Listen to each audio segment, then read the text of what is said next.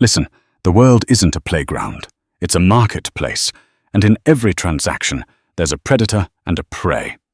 If you aren't the one holding the shears, you're the one getting fleeced. Most people walk into a deal hoping for fairness. Forget that. Fairness is a fairy tale we tell children so they stay quiet.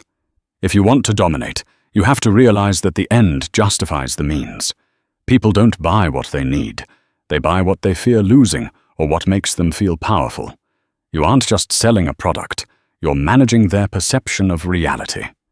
Now, if you're ready to dominate, drop a comment with "powerful" before we get into the deep stuff. To win, you must master two natures, the lion and the fox. The lion is pure power. He scares away the wolves with his presence.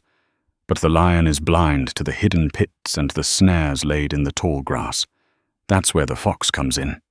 The fox sees the traps before they snap. In sales, being a lion means having the guts to ask for a massive price without blinking.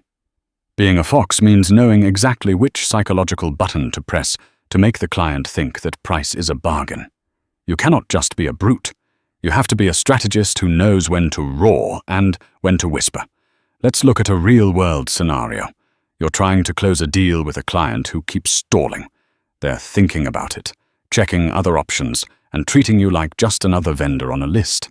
The problem is, you've been too available, making your value look cheap and your time look infinite. You've played the grateful servant, and servants don't dictate terms.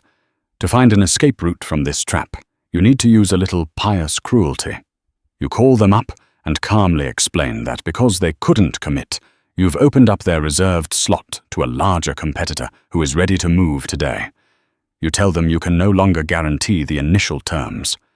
Suddenly, their hesitation turns into a desperate, primal need to own what's slipping away. By being a bit ruthless with the timeline, you actually do them a favor by forcing a decision. You've transitioned from the fox who sensed their lack of urgency to the lion who took the deal off the table. They will fight harder to get back what they think they lost than they ever would have fought to buy it in the first place. Never let them feel comfortable in their indecision. Comfort is for sheep. The fox and the lion thrive on the hunt. Once you've mastered the inner balance of the beast, you have to realize that the world only sees the skin you wear, not the heart inside it. If you have the strength of a lion, but the look of a beggar, no one will bow. You must control the eyes of your audience before you can control their wallets. Machiavelli taught us that everyone sees what you appear to be, but few experience what you really are. In the street-level game of sales, the truth is a liability. If the truth is that you're struggling or that this is your first big contract, keep it buried. A prince never lacks legitimate reasons to break his promise, and a master salesman never lacks the theater to hide his weaknesses. You must be a great pretender and dissembler. People don't buy products from people they like. They buy solutions from people they respect, and respect is built on the image of success. The human mind is lazy. It uses shortcuts to decide who is a winner and who is a loser. If you look like you need the money, you've already lost the leverage. You have to walk into every room, every Zoom call, and every negotiation with the aura of someone who has already won the day. You are not there to ask for a favor. You are there to offer them the privilege of working with you. This isn't about arrogance. It's about managing the spectacle. When you project an image of total self-sufficiency, people are naturally drawn to that power. They'll hand over their money just to be in the orbit of someone who looks like they have the world on a string. Think about a time you were job hunting or pitching a high-ticket project. The obstacle is that you're secretly desperate for the win, and that hunger creates a smell of weakness that scares off the big fish. They can sense the tension in your voice and the way you over-explain your value. To find the winning play here, you must master the art of the disinterested expert. You show up in a better suit than them, speak slower than them, and mention, almost as an afterthought, that you're currently weighing two other offers that are more aligned with your long-term vision. Watch how the gravity shifts. Suddenly, they stop interrogating you and start trying to impress you. They start selling themselves to you because they are terrified of missing out on a winner. You haven't changed the facts of your life. You've simply painted a masterpiece where you are the ultimate prize. By controlling how they see you, you control what they are willing to pay for you. In this game, the mask isn't just a tool, it's the only thing that's real. Once you've mastered the art of looking like the prize, you have to know how to close the distance without spooking the prey. You can't just stand there looking powerful. You have to lead them exactly where you want them to go. This is where the mask of the lion falls away, and the cleverness of the fox takes over. You don't just walk into a trap, you build one. A leader and a salesman must be a fox to recognize traps and a lion to frighten wolves. Most people in this game try to be lions all the time. They're loud, aggressive, and they push way too hard. They kick down doors and demand attention, but that's exactly how you get blocked and ignored. The fox, however, wins by being subtle, quiet, and observant. You have to study your mark like a scientist. What keeps them up at night? What is the one thing they're embarrassed to admit they want? Once you find that key, you don't just hand it to them. You turn it until they realize they can't live without it. You don't shove the product down their throat. You make your offer the only logical exit from their current misery. The fox knows that direct attacks often fail because they trigger a person's pride. If you tell someone they are doing it all wrong, they will hate you for being right. But if you lead them to the edge of the pit and let them look down, they will beg you for a ladder. You must learn to play the long game of influence, where you plant seeds of doubt so deep that the prospect thinks the idea to buy was theirs all along. This is the ultimate deception, making the prey think they are the hunter, right up until the moment the cage door clicks shut. You aren't tricking them into a bad deal. You are guiding them into the only deal that saves them from themselves. The world is full of wolves, competitors who want to eat your lunch and clients who want to bleed you dry. If you play the lion 100% of the time, the wolves will just team up to trip you. But the fox outsmarts the pack. You learn to walk among them, speaking their language and mirroring their desires. You don't show your teeth until you are close enough to bite. This is about psychological positioning. You want to frame your solution as the only safe ground in a landscape that you've subtly painted as dangerous. Imagine you're selling a high-end service to a business owner who is incredibly proud of what they've built. The complication is that if you tell them their current system is trash, they'll get defensive, call you arrogant, and shut you out forever. You've hit a wall of ego. The winning move is to use the fox's touch. Start by praising their unique legacy and their legendary work ethic. Then mention, almost by accident, how a younger, more aggressive competitor is using a dirty, high-tech tactic to steal their market share while they sleep. You aren't attacking the owner. You're pointing out a wolf at their back door. Suddenly, their pride isn't an obstacle. It's the fuel. They don't want to buy a system upgrade. They want to buy a weapon to crush the newcomer. Now, your product isn't an expense. It's the armor they need to stay on the throne. You've successfully navigated around their ego and trapped them with their own fear of losing status. By the time the contract is signed, they'll thank you for saving them from a threat they didn't even know existed 10 minutes ago. Once you have guided them into your trap, the real work begins. The amateur celebrates the first check, but the master understands that a single victory is just a temporary reprieve. You don't want a one-time transaction. You want a subject. To ensure your power lasts, you must weave yourself so deeply into their world that removing you would feel like tearing out their own nervous system. The ultimate goal of a Machiavellian closer is to ensure the other party stays in a position where they constantly need you. As Niccolo said, a wise prince should always live in a way that his subjects, in every variety of circumstance, require his authority. Only then will they always be faithful. In the world of business, if you solve someone's problem completely and walk away, you've made yourself a commodity. You become a tool they used once and threw back in the shed. But if you become the gatekeeper to their ongoing success. The only person who holds the map to the minefield. You own the relationship. You provide immense value, yes, but you always keep the source code to yourself. This isn't about being unhelpful, it's about being indispensable. You want to be the light in their darkness, but you also want to make sure you're the only one holding the matches. When a client feels they can survive without you, they will immediately begin looking for someone cheaper.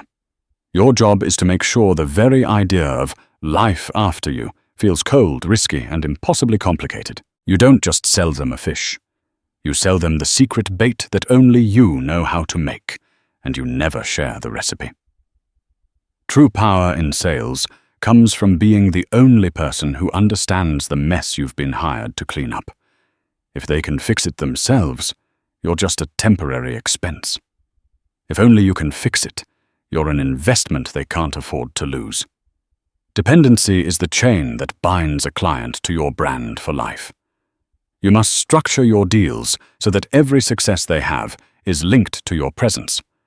If they grow, they should grow through your systems. If they save money, it should be through your proprietary methods. You aren't just a vendor, you are the foundation. By making yourself the primary source of their stability, you ensure that they will never revolt against your pricing or your terms. They will pay because the cost of rebellion is their own collapse.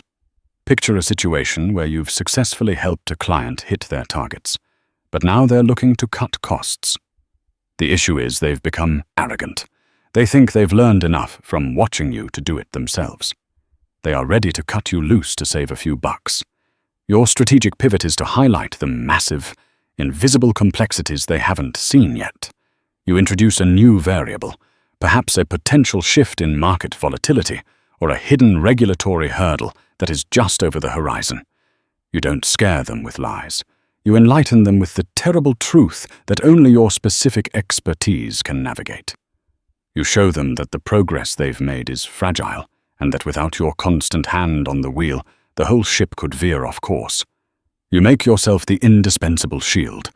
They won't leave you because the fear of being alone in the storm is 10 times greater than the cost of keeping you on the payroll. By the time the meeting ends, they aren't looking at your invoice as an expense. They're looking at it as the premium they pay for peace of mind. You have turned their desire for independence into a realization of their own vulnerability. Machiavelli famously noted that it is much safer to be feared than loved, if you cannot be both. In the sales world, the love approach is being the friendly representative who brings donuts, remembers birthdays, and laughs at every bad joke.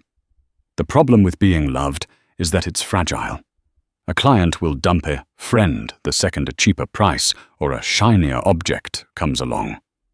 But fear is held by a dread of consequence that never leaves the mind.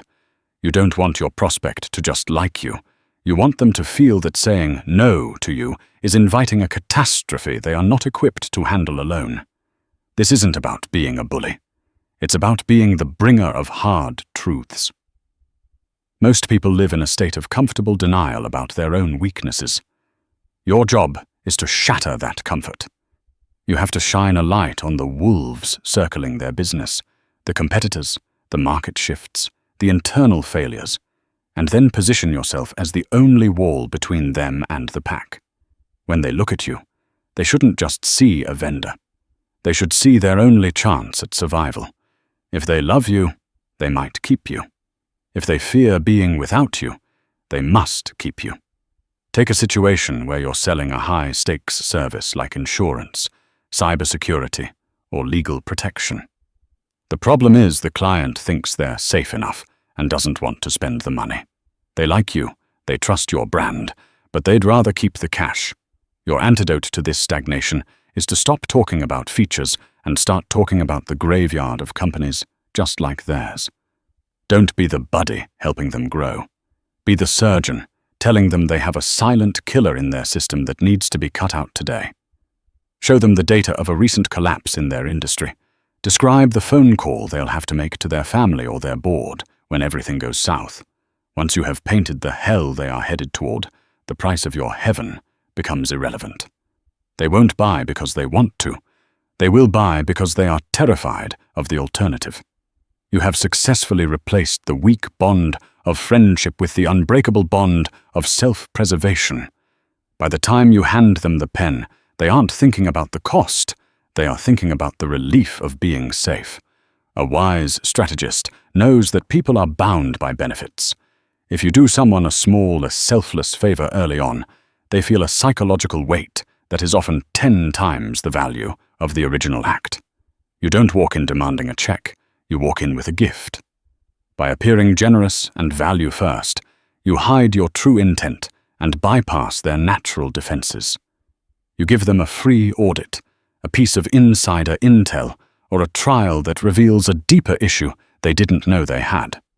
Now, the dynamic has shifted. They no longer see you as a salesman.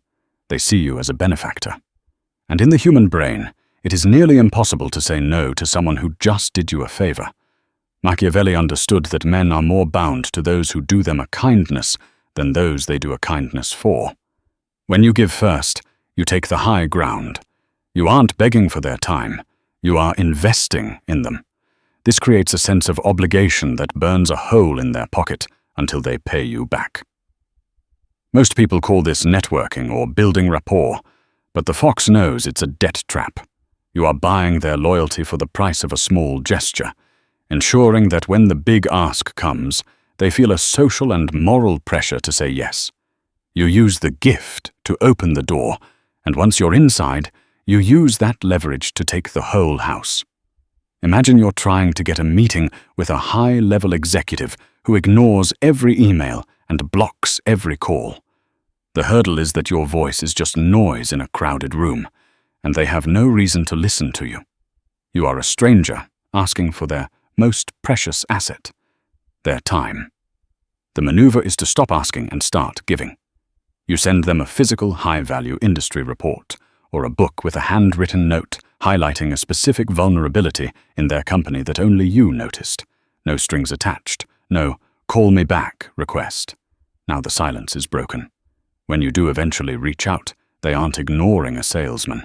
They are acknowledging a peer who provided value. They feel a primal urge to reciprocate your generosity. The barrier is gone because you used a small gift to buy their attention. By the time you're sitting in their office, the debt is settled by them giving you the contract. You've turned a cold prospect into a grateful client by simply knowing when to be generous with a purpose. Machiavelli warned that if you must hurt a man, you should do it so severely that you do not fear his revenge. Men take revenge for small injuries, but they cannot for great ones. In the marketplace, this means you don't just compete, you eliminate the alternative. If you leave a competitor with a foot in the door, they will spend every waking hour trying to undermine you. You must frame the other guy not just as a worse choice, but as a dangerous one. You don't have to lie or scream. You just have to shine a very bright, cold light on their greatest weakness until it looks like a fatal flaw that will sink the client's ship. Total dominance is about taking away the prospect's ability to even consider another option. You want to create a world where choosing anyone but you feels like an act of insanity. This isn't about being mean. It's about being thorough. When you talk about the competition, you don't mock them. That makes you look small. Instead, you express concern for their limitations.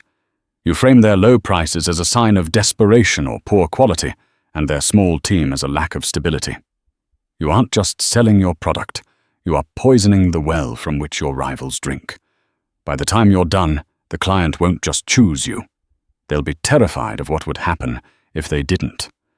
Consider a scenario where a prospect is shopping around and mentions a cheaper rival who is trying to undercut your bid. The conflict is that you're being compared on a cold spreadsheet, where your higher price looks like a disadvantage. You are being treated like a commodity. Your tactic for total dominance is to shift the conversation from cost to consequence. You ask the prospect one quiet, devastating question. I understand they are cheaper, but are you prepared to handle the total system fallout when their budget rate servers crash during your biggest sales week of the year? You don't attack the competitor's character. You attack their reliability in a way that creates a mental image of disaster. You plant a seed of doubt so deep that the prospect starts to see that saved money as a ticking time bomb. Suddenly, the cheaper option isn't a bargain. It's a gamble with their entire career. You've successfully crushed the rival without ever raising your voice. You haven't just won the deal. You've made it impossible for the competitor to ever show their face in that office again. If you've made it this far, you're no longer a sheep. You're starting to see the shears.